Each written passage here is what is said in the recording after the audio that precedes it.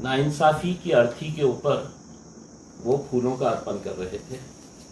या देशामध्ये जे आज सुरू आहे, या राज्यामध्ये जे आज सुरू आहे त्याचा आम्ही सुरुवातपासून निषेध करत आहे। एखाद्या माणसावर आरोप होतो आणि तुरंत काही राजनैतिक पक्ष त्याला दोषी ठरवून टाकतात, काही संघटनांचे लोक त्यांना दोषी ठरवून देतात आणि दुर्दैवाने the fourth pillar of democracy जे आपला मीडिया आहे त्यांचा ही रोल जे आहे ते निंदनीय आहे। कारण आमची अपेक्षा यांच्याकडून हे आहे की त्यांनी प्रश्न विचारायला पाहिजे की तुम्ही हे जे कारवाई करत आहे भाजण्यासाठी हे जे सगळं करण्यात आलेलं आहे, माझा थेट प्रश्नाचा समय मागतो आणि त्याच्यावर इमिजिएट तुरंत हे प्रकार सुरू आहे त्याचा आम्ही त्यांना एकच गोष्ट सांगितलं की आपको घबराने की जरूरत नहीं है। मतीने काही चूक केली असेल तर एका इंडिव्हिज्युअली केलेली आहे। त्या घरामध्ये राहणारा त्याचा वयोवृद्ध आई, त्याचा वयोवृद्ध पिता आजारी आहे, लहान मुलं, त्याची बायको, त्यांचा काय दोष आहे? आणि जेव्हा मी हे बोलतो तर मी एकटा असं बोलतो असं नाही आहे। हे माझ्या हातात जे आहे सुप्रीम कोर्टाचे चीफ जस्टिस RS गवई 2024चं जजमेंट आहे, जेव्हा हायकोर्ट सुप्रीम कोर्टाने उत्तर प्रदेशमध्ये जे कल्चर सुरू होता JCB लावून घरे पाडण्याचा, काही निर्णय येण्याच्या अगोदरच कुणाच्यावर आरोप झाला की JCB घेऊन जायचं आणि त्याचं घर पाडायचं। मग जस्टिस गवाईने आपल्या या जजमेंटमध्ये, हे जजमेंट आहे writ petition criminal number 162 of 2022, writ petition civil number 328 of 2022, याचं जजमेंट 2024ला RS गवई चीफ जस्टिस यांनी जेव्हा दिलं तर त्यांनी या जजमेंटची सुरुवात एका कविताच्या ओळीने केली। ते कविता प्रदीप ने लिहिलेली आहे। त्याच्या 4 ओळींनी आपल्याला त्याचं जजमेंटची सुरुवात त्यांनी असं केले होते। अपना घर हो, अपना आंगन हो, इस ख्वाब में हर कोई जीता है, इंसान के दिल की ये चाहत है कि एक घर का सपना कभी न छूटे। आणि त्याच्या नंतर त्यांनी जे 2 पॅराग्राफ लिहिलेले आहे ते या देशामध्ये राहणारे ते हायकोर्टाच्या जजेसलाही हे मान्य आहे का नाही आहे, लोअर कोर्टच्या जजेसलाही मान्य आहे का नाही आहे, ॲडमिनिस्ट्रेशन आणि पोलिसलाही मान्य आहे का नाही आहे।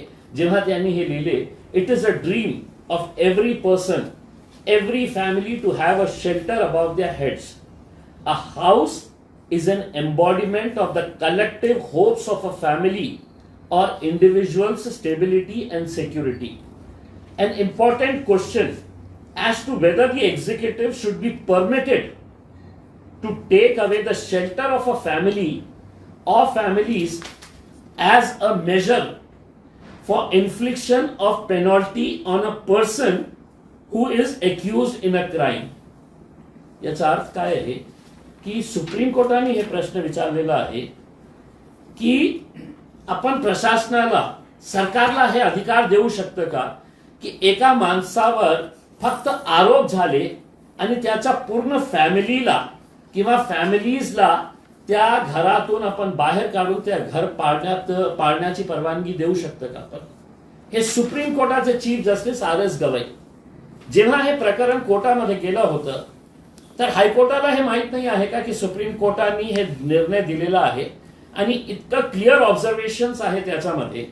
मग हे या राज्यामध्ये काय गुंडाराज सुरू आहे का? आहे गुंडाराज सुरू। कोणीतरी पालकमंत्री बसतो, कोणीतरी नेता जाऊन मागणी करतो, कोणीतरी हे म्हणतो की आम्ही JCB ला स्वतः घेऊन जाऊन हे पाडू करके।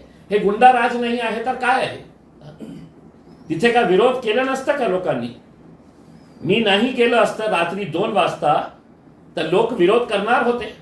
मी त्यांना एकच गोष्ट सांगितली होती की तुमचं घर पाडण्यासाठी ते येत आहे, ते घर पुन्हा बांधण्याची जबाबदारी आम्ही घेणार, ते घर आम्ही बांधून देणार।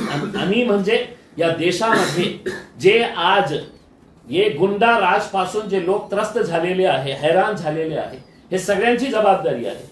लोकांनी कॉन्ट्रीब्यूट करेल, आम्ही कॉन्ट्रीब्यूट करणार, आम्ही स्वतः कॉन्ट्रीब्यूट करणार आहे। ज्यांच्याकडे 10 रुपये आहे तर 10 रुपये कॉन्ट्रीब्यूट करतील. कारण सरकारला आम्हाला एक मेसेज द्यायचा आहे की तुम्ही या गुंडागर्दी करून एक घर पाडू शकता. घर बांधण्याची ताकद हिंमत आमच्यामध्ये आहे. आणि ज्या माणसाचा तुम्ही घर पाडलेले आहे ते आतापर्यंत त्याला दोषी ठरवण्यात आलेला नाही आहे. दुर्दैवाने कोणी दोषी ठरवलेले आहे आपल्यालाही माहीत आहे आणि आपण सुद्धा याच्यामध्ये दोषी आहे. या देशामध्ये जे काही चाललेलं आहे याच्यामध्ये आपलाही सहभाग इतकंच मोठा आहे.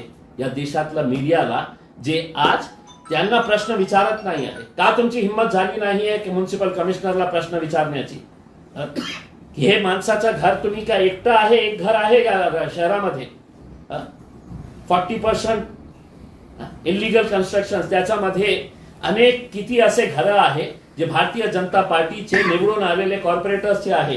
हे डॉक्युमेंट्स आहे आमच्याकडे. आज जाणार आणि महानगरपालिकेच्या आयुक्तांना हे दाखवणार आहे की तुम्ही लिहिलेले आहे या डॉक्युमेंटमध्ये की हे इलिगल कन्स्ट्रक्शन आहे, या कॉर्पोरेटरची सदस्यता रद्द करा, हे तुम्ही लिहिलेले आहे.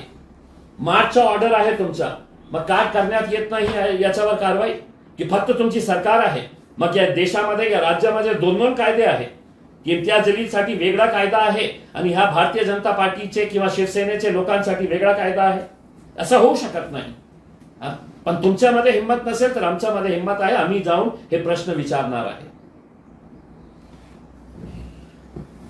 तुम्ही या सगळ्या पाऊल उचलणार आहात का? कारण सातत्यानं तुमच्यावर आणि तुमच्या पक्षावर टीका होताना पाहायला मिळते. संजय शिरसाट यांनी म्हटलंय की कोण आहे ते? पालकमंत्री आहे ना. कशा प्रकारे चोरी केली होती त्यांनी, कशा प्रकारे लुटून खाल्लं होतं, पुराव्यासहित अँटी करप्शनचे डायरेक्टर जनरलला मी भेटलो होतो. पुराव्यासहित सीबीआयला सगळे पुरावे दिले होते. कसले पुरावे? वेट्स हॉटेलची पैसे कुठून आणले होते, कशा प्रकारचे सगळे नियम धाब्यावर ठेवून आपल्या मुलाच्या नावावर एक हॉटेल तुम्ही कशा प्रकारे बळकावली होती. दलित समाजाचे, आपण दलित समाजाचे आहे, एससी समाजातले आहे, 364 दिन नाही, मी हिंदू आहे, 1 दिवसासाठी मी एससी होणार आहे. मग आपल्या समाजातले गोरगरीब लोकांची वर्ग 2 ची जमीन कशा प्रकारे आपल्या मुलाच्या नावावर बळकावून घेतली होती या माणसाने. शेंद्रामध्ये जे रिझर्व्ड MIDCचा प्लॉट होता ट्रक टर्मिनससाठी, सगळे नियम धाब्यावर ठेवून आपल्या पदाचा गैरवापर करून कशा प्रकारे ते रिझर्वेशन काढून ते जमीन पुन्हा आपल्या मुलाच्या नावावर करून घेतली होती. हे जे राग होता ना, डिस्ट्रिक्ट कोर्टच्या समोर कोट्यवधींची रुपयांची जमीन जे आहे, आज जिथे काम सुरू आहे, कोट्यवधी रुपयांची जमीन आहे. किती पैशामध्ये घेतली बघा. सगळे पुरावे दिले होते. राग होता त्यांचा, राग आहे त्यांचा माझ्यावर की मी तर या शहराचा हिटलर आहे. पोलीस माझ्या समोर उभे राहतील हात जोडून, प्रशासन माझ्या समोर उभे राहतं आणि हे इम्तियाज जलील कोण आहे. म्हणून ते राग जे आहे त्यांना असं वाटतं की अब आया हूं पहाड़ के नीचे, अब इसको रगड़ दो करके. शिरसाट साहेब, मी घाबरणारा माणूस नाही आहे, मी लढणारा माणूस आहे. आणि तुमच्यामध्ये जितकी ताकद आहे तुम्ही लावा. मी पोलिसांना, प्रशासनाला, तुम्ही काही कोर्ट नाही आहे, तुम्ही काही पोलीस नाही आहे. मला माहित आहे तुम्ही पोलिसांवर दबाव टाकेल, तुमची सरकार आहे, तुमची हुकूमत आहे, पण मी पोलिसांना सहकार्य करेल. आणि तुमच्या बोलण्याप्रमाणे आता तुमच्यावर जबाबदारी आहे. तुम्ही जे माझ्यावर जे आरोप केलेले आहे की हे माझी नातेवाईक होती, आता तुम्हाला सिद्ध करावं लागणार आहे. नाही तर कोर्टामध्ये खेचण्याची ताकद मला पण आहे. मी तुम्हाला पण कोर्टामध्ये खिचू आणि कोर्टामध्ये हे तुम्हाला सिद्ध करावं लागणार आहे की कोण माझी नातेवाईक होती. आणि जे तुम्ही आरोप केले ना की MIM कशा प्रकारचं आतंकी संघटन आहे, MIM वर बंदी घाला करके. शिरसाट साहेब, तुमचे जे पप्पा दिल्लीमध्ये बसलेले आहे ना, पंतप्रधान नरेंद्र मोदी साहेब, त्यांनी हेच आतंकवादी संघटनांचे जे प्रमुख आहे असदुद्दीन अवैसीला जगभरामध्ये त्यांनी पाठवले होते या देशाचा मुद्दा राखण्यासाठी. या देशाचा हित काय आहे, या देशामध्ये आम्ही कशा आहे याचे मुद्दे मांडण्यासाठी तुम्हाला नाही पाठवले होते. माझे असदुद्दीन अवैसीला पाठवले होते, ज्यांच्या बाबतीत तुम्ही हे बोलत आहे की हे अतिरेकी संघटन आहे. तर मोदी साहेबांना विचारा तुम्ही जाऊन की तुम्ही एका अतिरेकी संघटनांचे प्रमुखांना विदेशात पाठवले होते करके. बोलताना थोडासा अकलेचा वापर करा साहेब. मला पण बोलता येतं आहे, मला माहीत आहे खूप ऊन आहे. थोडा स्वतःला आपल्याला आवरा आणि खूप ऊन आहे म्हणून मी आपल्याला सल्ला देतो की लिंबू पाणी घ्या, थोडासा थंड, आणि बोलण्याच्या अगोदर तर लिंबू पाणी घ्या. पण मला माहीत आहे की तुम्हाला लिंबू पाणी चालत नाही आहे, तुम्हाला दररोज रात्री आणि घ्यायचंच असेल तर विदेशी घ्या, देशी घेत असेल म्हणून अशा प्रकारचे जे बडबड जे सुरू आहे ना तुमची याच्या बाबतीत काहीतरी फक्त मी तुम्हाला हे सल्ला देऊ शकतो की थोडा स्वतःला आवरा आपण. म्हणजे केवळ विरोधाला विरोध म्हणून ते बोलतात का असं म्हणायचं आहे का काय तुम्हाला? त्यांना असं वाटलं की इम्तियाज जलीलने तर सगळं पुराव्यासहित दिलं होतं, त्याच्यावर का कारवाई झाली नाही आहे. या राज्यामध्ये एकाही मीडिया हाऊसमध्ये हिंमत नाही आहे की मुख्यमंत्र्यांना हे प्रश्न विचारण्याची. आणि तू हे माणूस जे आहे हे इतकं दूध का धुला होता तर त्यांनी स्वतः मुख्यमंत्र्यांना पत्र पाठवायला पाहिजे होतं. मी आज तुमच्या मार्फत त्यांना विनंती करत आहे कि अगर तुम दूध के धुले हुए हैं, तुम बहुत स्वच्छ प्रतिमे के हो, बहुत आदर्शवादी हो उसमें, तो तुमने अब मुख्यमंत्री को पत्र लिखना और ये कहना कि इम्तियाज जलील ने मेरे ऊपर है तो झूठे गंभीर आरोप लगाए हैं करके उसकी उच्च स्तरीय इंक्वायरी करो करके उसमें. मग हे जे माझ्या बाबतीत बोलत आहे ना की इम्तियाज जलीलला जेलला पाठवणार आहे, मी जेलमध्ये जाणार का तुम्ही जेलमध्ये जाणार याचा निर्णय तुमच्या पत्रावर निर्भर असेल.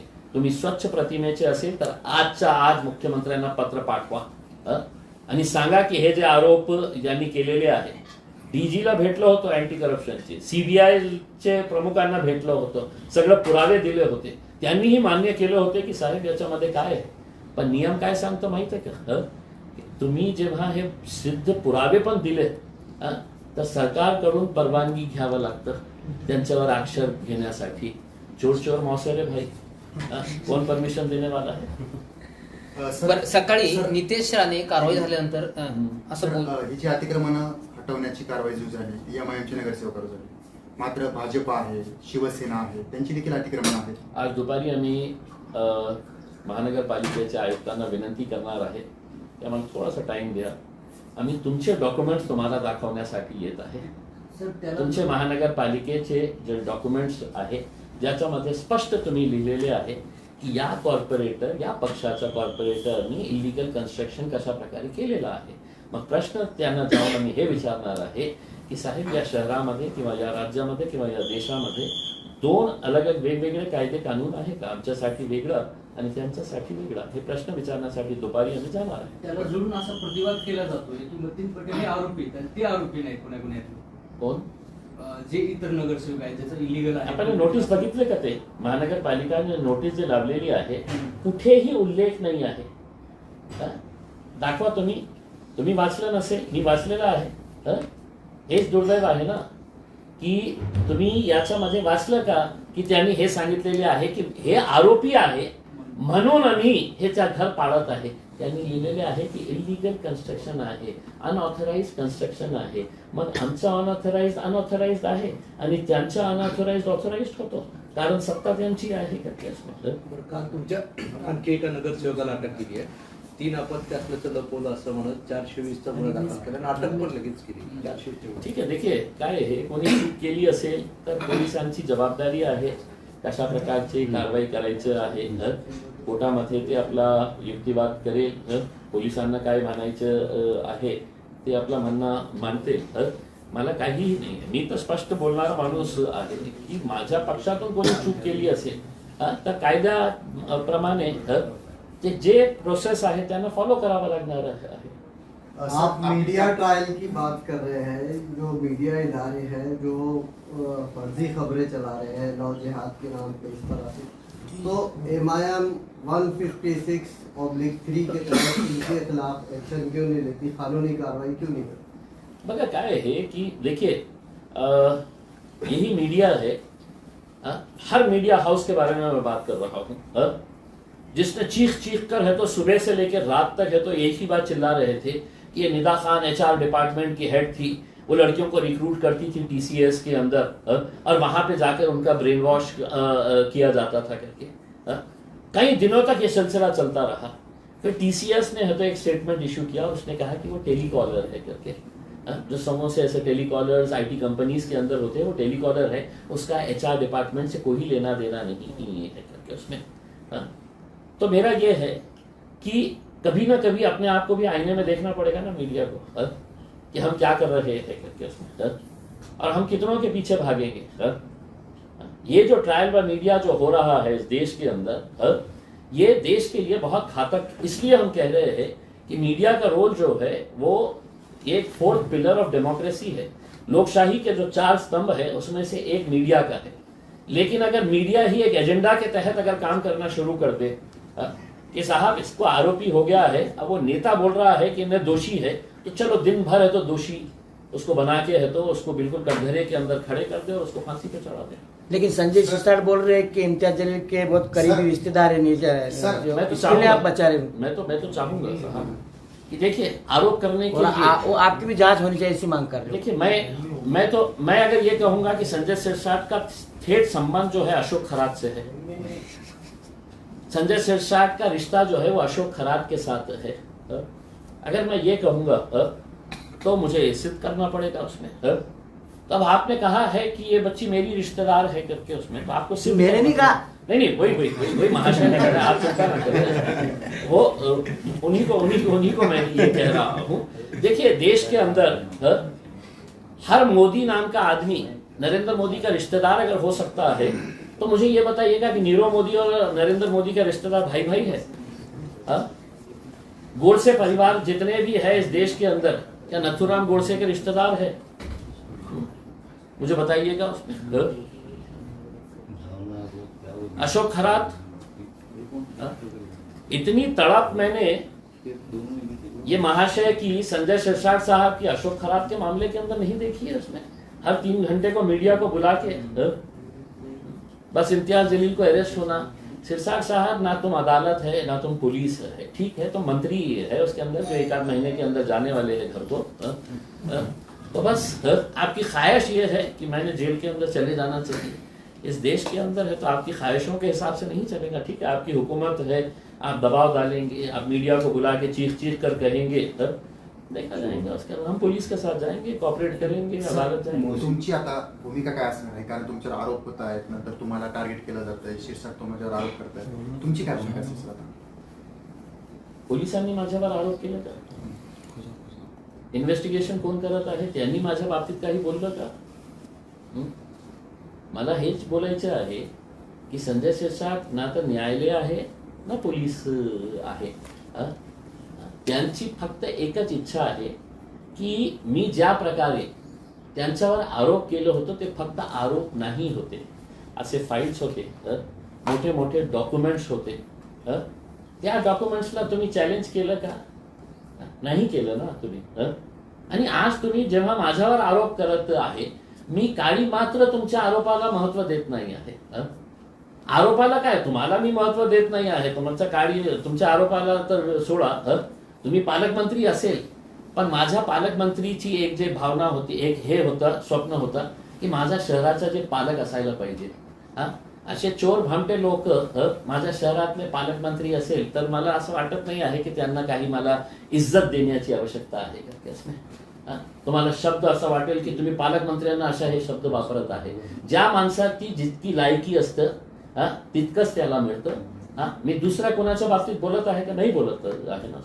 मी तर या राज्याच्या मुख्यमंत्र्यांचा आदर करतो, देवेंद्र फडणवीस साहेबांचा चांगले मुख्यमंत्री आहे, मी दुसऱ्या पक्षांच्या नेत्यांचा आदर करतो, मी उद्धव साहेबांना लाईक करतो, पण अशा प्रकारचे हे जे लोक आहेत त्यांना संधी मिळालेली आहे पैसा कमावण्यासाठी, सेवा करण्यासाठी नाही मिळालेली आहे। सर, तुम्ही आयुक्तांची भेट घेणार आहात, अतिक्रमण असणाऱ्या नेत्यांची यादीच तुम्ही त्यांना देणार आहात, तर ते किती नावं आहेत, कुणाची नाव आहेत सांगू शकाल? मी आपल्यालाही विनंती करा, तुम्ही का सोडणार आम्हाला?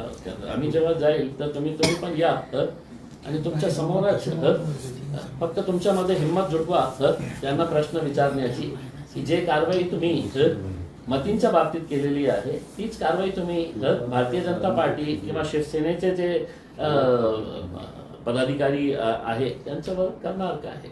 सर, हिंदी में बताइए, आज की ये कार्रवाई पे क्या पहली पालिका का और पुलिस का दस्ता, पूरी फौज की फौज उनके घर को तोड़ने के लिए गई, तो उन्होंने किसी तरह का कोई प्रतिकार नहीं किया, कोई विरोध नहीं किया, बल्कि उन्होंने उनके ऊपर फूल बरसाए। सही मानों में अगर देखा जाए तो ये फूल जो है वो कोई अधिकारी के ऊपर, पुलिस के ऊपर या महानगर पालिका के अधिकारियों के ऊपर नहीं बरसाए गए थे। ये अन्याय की जो अर्थी उठ रही है, उस अर्थी के ऊपर उन्होंने फूल बरसाने का काम किए हैं।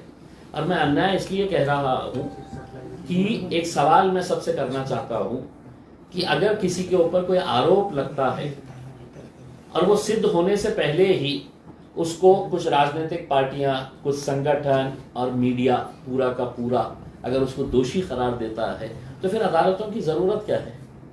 अदालतें बंद हो जानी चाहिए। कोई जरूरत नहीं है अदालतों की फैसले करने की उसमें, क्योंकि फैसला तो यही 3 लोग मिलकर इस देश के अंदर कर रहे। अगर कोई आरोप लगा है और उसके बाद अगर ये कार्रवाई होती तो हम भी पूरी ताकत के साथ खड़े रह के हम प्रशासन का साथ देते। उसमें हम प्रशासन को एक सवाल ये करना चाह रहे, क्या शहर के अंदर एक ही घर है? आपने नोटिस में कहीं पर नहीं लिखा है कि चूंकि उसने ये काम किया था नासिक के मामले में, इस वजह से हम गिरा रहे हैं। आपने कहा है कि नहीं, अनऑथराइज्ड इलीगल कंस्ट्रक्शन है, इसलिए हम गिरा रहे हैं। तो हम प्रशासन से यही सवाल करना चाहते हैं कि शहर के अंदर सिर्फ एक ही घर है, और हम अदालत से, ऑनरेबल हाई कोर्ट से विद ड्यू रिस्पेक्ट, पूरे सम्मान के साथ हम एक सवाल करना चाहते हैं।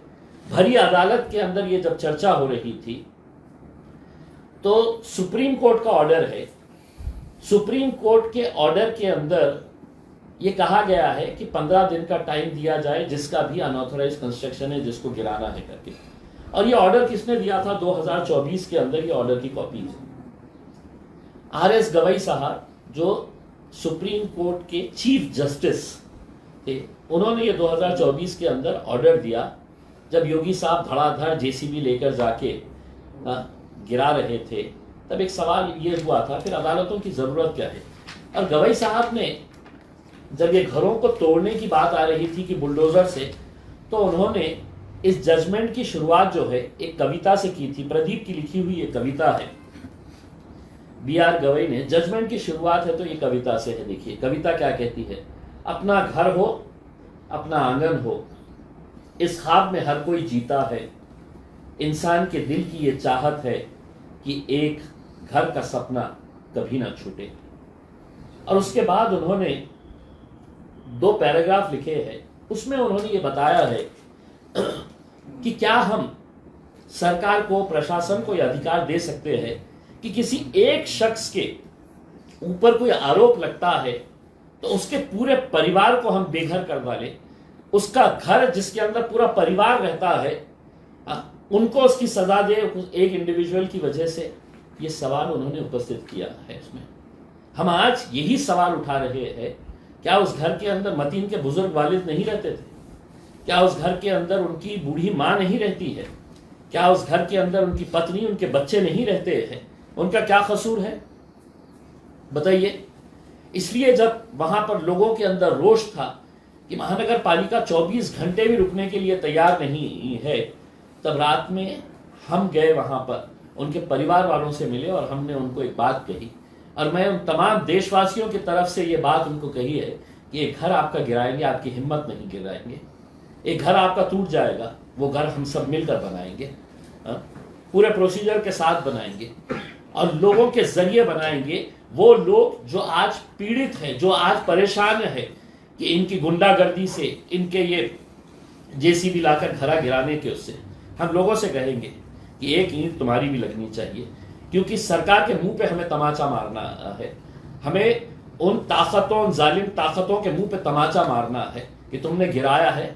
अब पूरे देशवासी मिलकर, कोई 1 रुपया कॉन्ट्रीब्यूट करेगा, कोई 5 रुपए कॉन्ट्रीब्यूट करेगा, कोई 10 रुपए कॉन्ट्रीब्यूट करेगा, लेकिन ये आवाम मिलकर बनाएगी।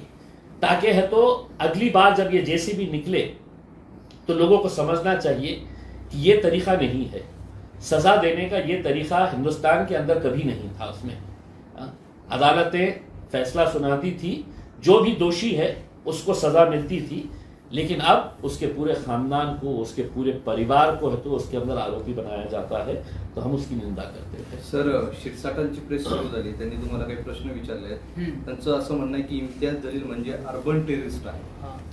काय है कि देखो नहीं, देखिए उनके ऊपर उन्होंने जो भी टेररिस्ट के बारे में ये बताए हैं उसमें संजय सिरसाट ने अंग्रेजी में अर्बन टेररिस्ट लिख के बताना, अर्बन टेररिस्ट कैसा लिखते हैं करके, सिर्फ उन्होंने टेररिस्ट की स्पेलिंग क्या है करके उन्होंने ये बता देना। ये हमारा दुर्भाग्य है कि ऐसे लोग हमारे पालक मंत्री बने हैं करके उसमें आरोप लगाने के लिए तो कुछ भी हो सकता है। अब इनके बोलने के ऊपर क्या मैं अर्बन टेररिस्ट हो गया हूं करके उसमें तो जिसकी जैसी घटिया सोच है उसके मुंह से है तो ऐसा ही जहर निकलने वाला है इसमें। और एक घटिया किस्म का आदमी जिसने इस शहर के अंदर सिर्फ भ्रष्टाचार किया है, उसको ऐसा लगता है कि ये मामले के अंदर कहीं ना कहीं से इम्तियाज जलील को घसीट के लेकर आए करके उसमें हर 3 घंटे के बाद मीडिया वालों को कॉल करके इम्तियाज जलील घर का दरवाजा रात में सोते वक्त खट हो रहा है तो नींद में से उठ जा रहा है कि इम्तियाज जलील आया है करके उसमें। तो इतना खौफ इसलिए है कि मैंने जब आरोप लगाया था तो सिर्फ आरोप नहीं लगाया था, ऐसे बड़े बड़े फाइल्स लेके जाके डीजी एंटी करप्शन को दिया था, सीबीआई के डायरेक्टर को मिलके दिया था। उसमें क्यों नहीं कार्रवाई हुई? इसलिए कार्रवाई नहीं हुई कि हुकूमत में जो बैठे हैं चोर मौसे भाई ते असं म्हणतात की माझं ओपन चॅलेंज आहे, कुराणवर हात ठेवून सांग की निदाब आणला तू आणलं नव्हतं. त्यांच्या बोलण्याप्रमाणे मी कशाला करू? मैं इनके बोलने के हिसाब से तो फिर मेरा एक ही विनती है सरकार से कि अदालत बंद कर दे और इनको काला कोट पहना के बिठा दे, यही फैसला करेंगे। अदालत के अंदर है तो आपको है तो शपथ लेनी पड़ती है कि मैं जो भी बोलूंगा सच बोलूंगा करके उसमें। ये झूठों के बोलने के ऊपर, ये बेमानों के बोलने के ऊपर, इनके ऊपर मैंने है तो प्रतिक्रिया देनी चाहिए करके उसमें। पुलिस अपना काम कर रही है, पुलिस अपने लेवल के ऊपर जो कार्रवाई करने का है वो करेगी, हम पुलिस को जवाब देंगे करके उसमें, ये लोगों को हम जवाब देंगे। जलील राक्षस आहे, निजामाची औलाद आहे, मतींच्या जबाबनुसार ते जेलमध्ये जाणार. शिरसाट स्वप्नामध्ये पण हे राक्षस घेऊन लागले त्याचे, सकाळी संध्याकाळी दुपारी. मला फक्त हे सांगायचे आहे, सिरसाट साहेब पालक मंत्री आहे, तुम्ही जिल्ह्याचे पालक मंत्री, थोड़ा संभालो अपने आप को, गर्मी बहुत है, नींबू पानी पियो, ठंडा बर्फ डाल के नींबू पानी पियो। मुझे मालूम है तो तुमको नींबू पानी पसंद नहीं आता है, कुछ और भी पीना है तो विदेशी पियो, देसी पिएंगे तो ऐसे ही बड़बड़ करते रहेंगे। पालकमंत्री काय करू शकतो ते माहित नाही, पण मी अजून पालकमंत्री पदाचा वापर केला नाही असा इशारा करणार आहे राजा। अगर हे पालकमंत्री पदाचा तुम्हाला वापर करायचा असेल तर माझी हात जोडून विनंती आहे माझ्या पालकमंत्र्याला की एक पत्र लिहा ना जरा मुख्यमंत्र्यांना, हे जे प्रकरण होते जे इम्तियाज जलीलने काढले होते, एससी समाजातली गरीब लोकांची जमीन कशा आपल्या मुलाच्या नावावर करून घेतली, विट्स हॉटेल खरेदी करण्यामध्ये कसे सगळे नियम धाब्यावर टाकून आपल्या मुलाच्या नावावर हे विट्स हॉटेल कशा प्रकारे तुम्ही हे केली होती। मग शेंद्रामध्ये जे लँड आहे, रिझर्व्ह लँड आहे MIDC, कोणत्याही परिस्थितीमध्ये त्याचं रिझर्वेशन कॅन्सल होऊ शकलं नसतं, पण तुम्ही आपल्या पदाचा वापर करून एक पत्र लिहा ना। मग तुम्ही मला जो बोलायचं आहे मी सगळं मान्य करणार की मी राक्षस आहे, मी काय अर्बन टेररिस्ट आहे, अजून काय काय आहे, अजून काय काय पदवी, जिहादी आहे, अजून काय, हा सगळं मी माझ्या नावाच्या अगोदर हे सगळं नाव टाकणार आहे। जिहादी, अर्बन टेररिस्ट, हे फला डमका इम्तियाज जलील, जसं आपण लिहितो ना मिस्टर सो अँड सो, तर मी हे सगळं करणार। फक्त एक पत्र लिहा, निदामतीने वो काय नाही आहे मी तर या शहराचा सगळ्यात मोठा काय आहे, आता बोललं तर पुन्हा ते तर त्यांना असं वाटतं की अब आया है ऊंट पहाड़ के नीचे, मी घाबरणारा माणूस नहीं आहे। आपको लगता है कि मतीन पटेल ने निजाम खान की जो मदद वो की है, इस तरह से बताया जा रहा है, तो उसी का असर है, उनका घर टूटा है? नहीं, उन्होंने तो बताया नहीं, महानगर पालिका ने कहीं पर भी नोटिस के अंदर ये बताया नहीं है उन्होंने तो यही बताया है कि इस शहर के अंदर सिर्फ एक ही घर इलीगल बना हुआ था, उसको हम तोड़ने के लिए सुबह 4 बजे पुलिस को बुलाए हैं और सुबह 6 बजे है तो हमने जमींदोज करवा लिया। अब इस शहर के अंदर एक भी इलीगल कंस्ट्रक्शन नहीं है, उन्होंने बता दिया है उसमें।